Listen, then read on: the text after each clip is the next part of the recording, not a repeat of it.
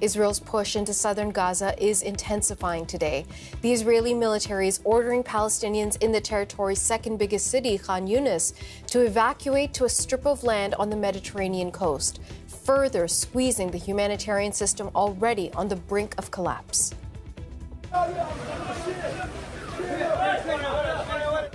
The ground and air offensive in Khan Yunis is overwhelming the local hospital system, with mass casualties again being reported tonight. It remains unclear just how many people lie buried under the rubble. At a top-level forum today, mediators say they are not going to give up on their efforts to achieve another temporary truce.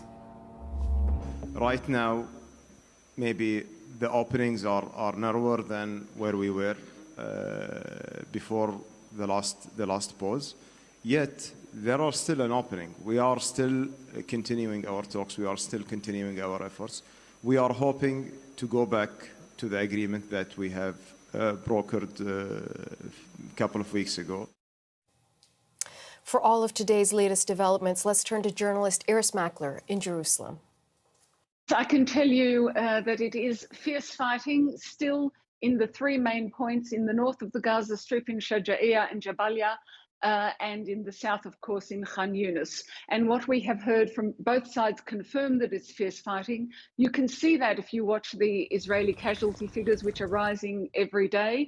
And there's something like 100 Israeli soldiers, or almost 100 Israeli soldiers, who've died in this conflict so far. We don't have the Hamas figures. They don't release them separately. Israel says that it's killed around 7,000 Hamas fighters.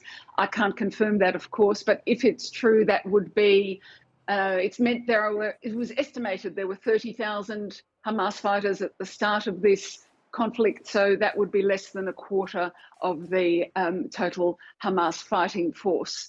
Okay, so things are really moving quite rapidly in Gaza. And right from the beginning, Iris, this has had a ripple effect internationally. Let's go next door to Egypt, where the national presidential elections start today. They'll go through Tuesday. What impact is the fighting in Gaza having on that election?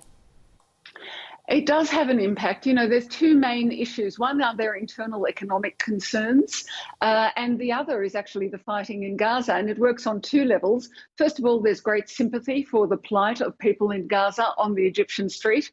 And at the same time, the Egyptian leadership doesn't want a mass displacement of Palestinians from Gaza reaching its territory, and certainly not, let's say, 1.8 million who are now currently in the south of the Gaza Strip.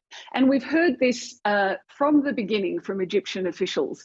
They are very concerned at the thought that if there is this mass displacement, then those people would simply move into Gaza, into Sinai, or further into Egypt, remain there and bring the whole conflict into Egypt. And we've heard of Egyptian officials say, we don't want this conflict inside our territory, where they will be fighting with Israel, but fighting here, and Egypt will be paying the price. So we've heard that that's been put openly, frequently, and we've heard within the past 48 hours that they again said, they reiterated this both to Israel and to Washington ahead of what they fear will be attacks after Khan Yunis in Rafah. Rafah, as you know, is the border crossing with Egypt. They've been shoring up their side of that border crossing and reiterating that they will not open it to displaced Palestinians.